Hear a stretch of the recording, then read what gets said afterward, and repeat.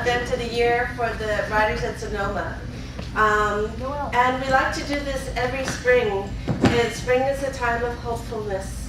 And a lot of English majors graduate, and we want them to graduate with some hope that they will be able to go off into the world and continue having a literary life. Whether they make money at it, some of you will be able to make money doing literary things, or whether you just have a way to continue to be engaged in literature and the creation and production of literature. So today we're very honored to have two illustrious guests.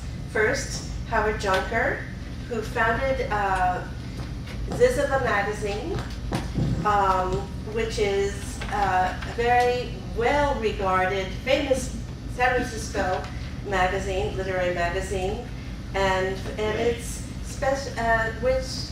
with a special focus on West Coast writers. And he's been doing this for 24 years, despite a brief, scary moment during which he announced a possible retirement, sending shockwaves through the whole Bay Area literary community, resulting in much public outcry. He is back and going strong. He has written for Architectural Digest, Art in America, Art Forum, Esquire, Harper's Bazaar, The Nation, Newsweek, Playboy, Rolling Stone, The Village Voice, and Vogue.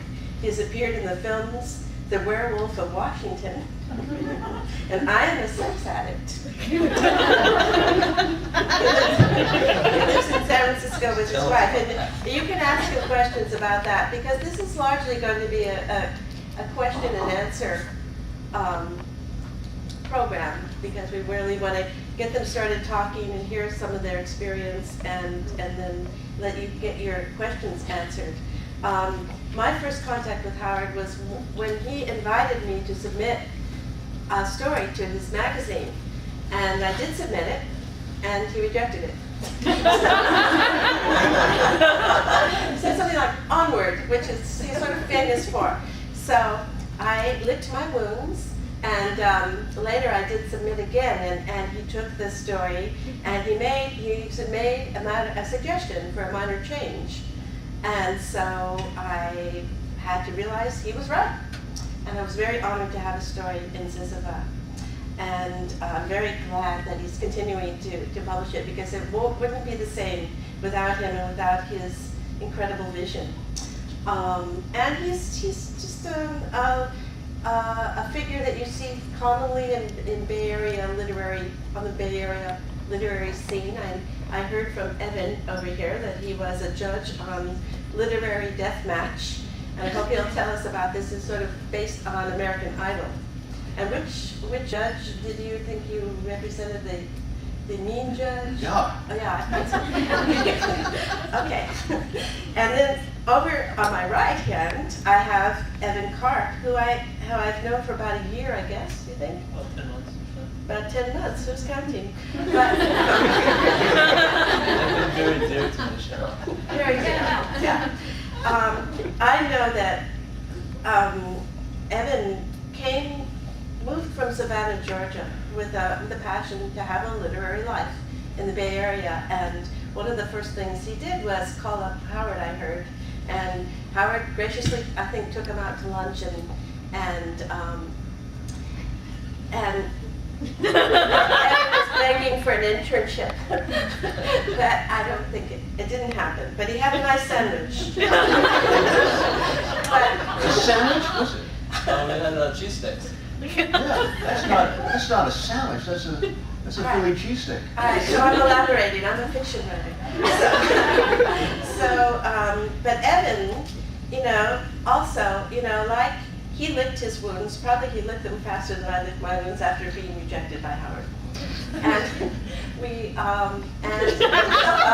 and he found himself an internship at North Atlantic Books, which it's something that a lot of you will probably be looking into. In fact, there's an ad for a publishing house looking for an intern for the summer, and it's posted on my door, Nichols 358, if you're interested. But this is North Atlantic's also, I mean, Are they looking for more? They always do. They take people on for 3 months in either editorial, marketing, publicity, and I think a lot of houses work that way too. A lot of houses do work this way, and